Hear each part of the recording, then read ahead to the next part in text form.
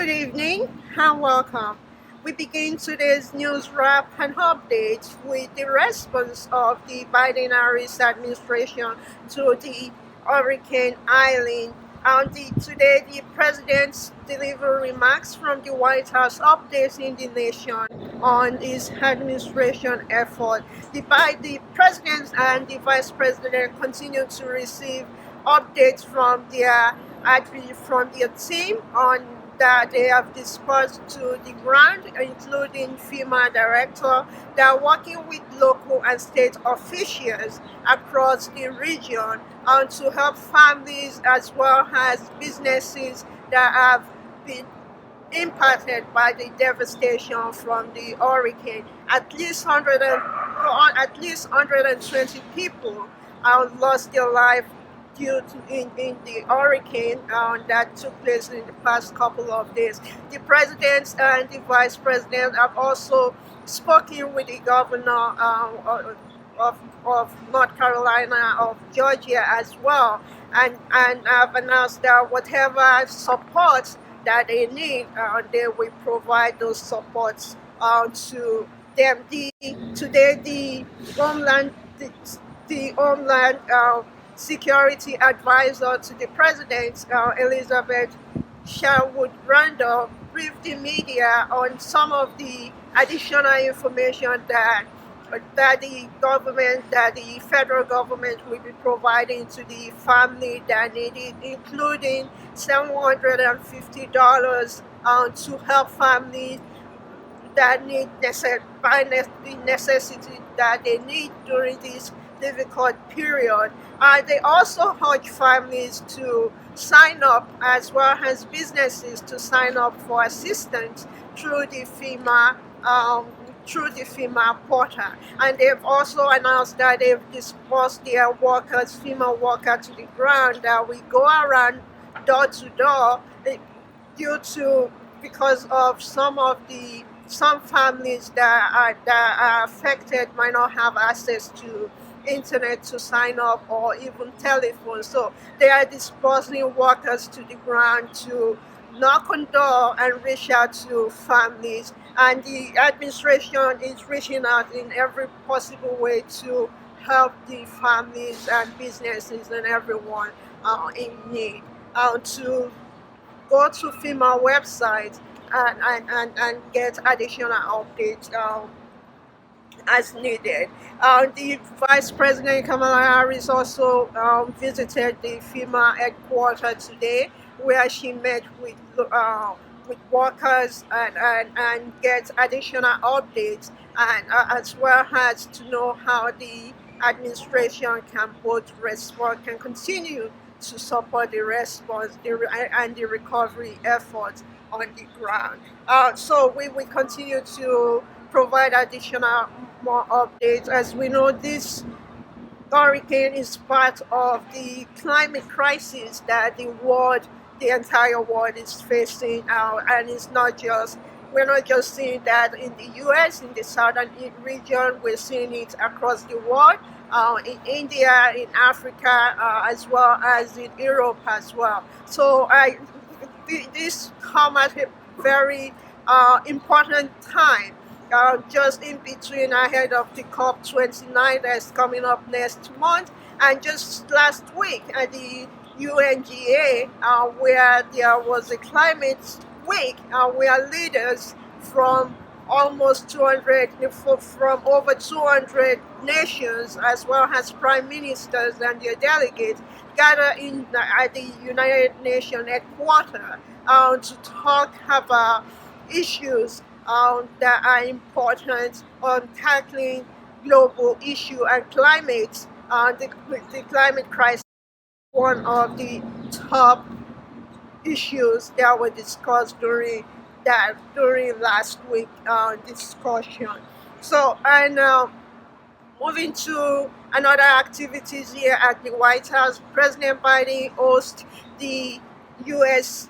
Olympic team, the U.S. Olympic and Paralympic teams at the White House for a celebratory event to celebrate their victory from the August Paris Olympic.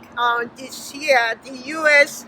Uh, won 126 medals in total, 40 gold, 44 silver, and 42 bronze. At least 1,000 plus people, including families, including fans, gather on the South Lawn today to celebrate these leaders, this team that were Olympians that for to celebrate their victory. And the president also delivered remarks congratulating them on their victory and representing the United States to in the best in the their excellence representing the United States on the global world. And moving to another story that is close to us, special envoy for Sudan, Tom Perillo, has traveled yesterday to on Sunday on a travel to Kenya and Ethiopia to continue the diplomatic discussion on ending the war in Sudan between the Sudanese army and the RSF. This issue was also a big topic at the UN General Assembly last week. The leader continued to call on both sides President Biden in his remarks urged both sides to end this war and end the humanitarian crisis that affects thousands of people, especially women and girls that have significantly displaced them. And speaking of Sudan and South Sudan, the U.S. also announced new humanitarian aid of $500 million for Sudan and South Sudan and South Sudan refugees that are living in Lebanon. So the humanitarian aid will be provided through the USAID, and they will work with local partners on the ground to continue to support people that are in need, people that have been displaced due to this war. And moving to another story that relates to this crisis as well. Today, Secretary Blinken, as well as Morocco, Italy, and Saudi Arabia, the secretary held a mini series, ISIS mini series today where he highlighted the threats of ISIS affiliates in sub-Saharan Africa and the importance of tackling this through Africa Focus Group, co-led by US, Morocco, Italy, and Saudi Arabia. And I also announced $148 million to enhance border security and counter-terrorism efforts in sub-Saharan Africa and in Central Asia. And another story that we are focusing on today is the MCC, Millennium Challenge Corporation. Our audience, we know about this. Signed a new deal, a $480 million deal with between the U.S. and Syria alone to boost affordable energy for 4.6 million people across the country. We mentioned this, we announced, we reported about this before we went to the UNGA last week, that the Sierra Leone president was visited the U.S. and he met with the IMF managing director as well as other leaders in Washington, D.C. And as part of the country's efforts, the West African country efforts to continue to rebuild its economic after years of civil war, and put it on the right path and deliver for the people of the country. So this energy, this investment for energy, we boost affordable and reliable energy. Both of our readers and our audience, we know this, that like the UNGA, we spoke with the new CEO, the Chief Executive Officer, newly appointed as the CEO of Mission 300, which is part of the World Bank, African Development Bank, and the US and Rockefeller Foundation to boost energy across the African continent, to boost affordable energy and access to electricity across the continent. So, and in that interview, it said that without access to energy, there is no way of achieving all the sustainable development goals that the world has laid down in terms of development. So this is part of the administration effort and the world effort to continue to support the continent. As we know, Power Africa is a major U.S. Program initiative that they use to partner with African nations to support energy, affordable electricity, and for more access to electricity across the continent. Last week also, the Power Africa launched new initiative of working through carbon markets to boost support electricity on the African continent. And we've reported on this.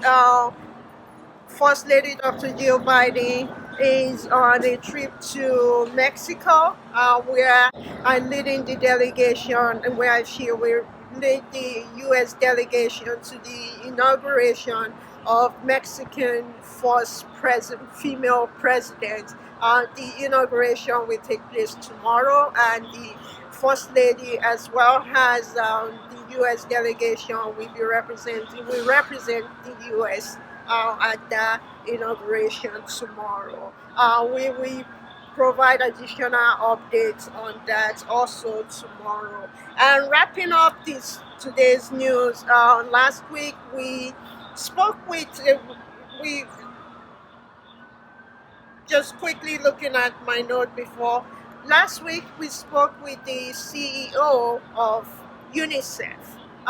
The First Lady last week held delivery remarks at the UNICEF events, a sideline event on the as part of the August 7th UN General Assembly, where she announced $150 million to combat childhood poison in developing countries and end the childhood poison by 200 by 2040. This is a huge investment that the US is making, and we had an opportunity to speak with the UNICEF USA CEO Michael Hughes about what this investment means, and also talk about some of the other programs that the organization is working on across developing countries, supporting local program, as well as how they are helping children, especially those that have been displaced by war, that have been displaced by the climate crisis or economic disparity across the world. And at the end, you will see the interview in this piece. So this wrap up our news and updates for today. I hope to see you tomorrow. I'm Kemi Oshukoya. Thank you very much for watching. Have a good evening. And here is the interview with UNICEF USA CEO Michael Hughes. Thank you very much. Okay. Thank you very much for joining me. I have the CEO of UNICEF USA with me, Heidi Cordia. I know this is a busy week for everyone, and as well as you. Let's start by talking about the announcement that was made this week on Monday by First Lady Dr. Jill Biden.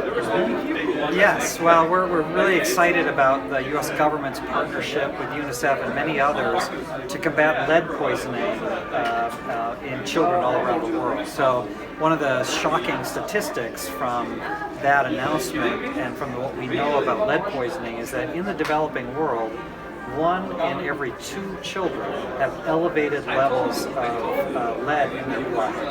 And this is poison, literally poison, that impacts the development of brains and development of the young people themselves. And so we have to do something about it. It's one of those problems that can be solved if we put the right resources and the right strategies against it. So yes, we had a big event at UNICEF here in New York. We had the executive director of UNICEF itself, Kathy Russell, was there. The First Lady of the United States, Jill Biden, the head of USAID, Samantha Power, Ajay Benga from the World Bank, and a whole bunch of others who are rallying around this issue to combat and stamp out lead poisoning. And what is the government? I know the U.S. government is involved, having the name of the First Lady, Jill Biden, USAID as you mentioned, and the World Bank. How is government in the developing world responding to this new initiative? Well, I think really well. I mean, they understood. We had heads of state from, at that meeting, heads of state from Malawi, Nepal, and from Dominican Republic were all there as well, and they were talking about what they're doing in their countries and their own commitments to it, just as an example of the commitments that governments are making around the world. So we really do believe there's a momentum behind this, and again, it's one of those issues. Some issues are super complex and very hard to get to the bottom of, but this is not one of them. We know where lead poisoning comes from. We know how to combat it. We just need the will and the resources to get it done. Speaking of all the complex issues around the world that you're dealing with, we have the Middle East, we have issue in Sudan. Just to name some of the few, children are significantly affected their education. So talk about how you are working on that. We are the UN General Assembly, the 79, where leaders around the world are gathered. What do you hope that leader will talk about, and what would you like to see at the end of this particular session? Well, we have more children displaced from their homes around the world today than at any time in human history. This is a massive problem because when kids are displaced from their homes, it's not just their houses. They're displaced from their schools and their neighborhoods and their health centers and all the social services that help them develop and have an opportunity to thrive. So a lot of that is because of conflict. You mentioned Sudan, you mentioned Gaza, you mentioned anywhere else that there's conflict, Ukraine certainly. And another problem is climate change, floods and droughts and all of that's impacting kids that are moving, and economic issues as well. And so what we need world leaders to do here at the General Assembly is to tackle these big issues. You can't solve the problem of displaced kids and all of the jeopardy that puts them in without solving conflicts, without solving the climate crisis, without solving economic disparity. So we need them to take these issues seriously and get something done on it. Okay. The World Bank and the IMF meeting are coming up in October. I don't know whether you will participate in that, but that's a huge issue where a lot of the budgets that you're talking about will come from. What is your message to ministers that will attend that event? Well, again, just prioritize these issues. This is about the future of our children, so it's about the future of our planet. And if we don't solve this now, the problems get worse. We know that investments in child development today, whether it's health, whether it's education, pay dividends. It's a smart financial investment to try to arrest these problems now because they're just going to get worse if we don't. Okay. Last two questions.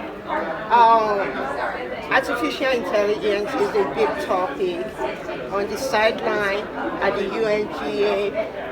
How do you see this improving the work that you're doing at UNICEF? Yeah, I mean, we see AI as both one of the great opportunities, for instance, to expand education opportunities for youth and to help solve problems in the health space and logistics and all kinds of things. But we also see it as a huge threat to children, too. The online world that children live in today, wherever they are in the world, is significantly impacted by misinformation, disinformation, and all kinds of other threats that AI poses as well. So this is one of those tools that is either going to be, well, probably will be both, really helpful and really dangerous. And we have to make sure that we're developing systems that mitigate the dangers and accelerate the positives for you.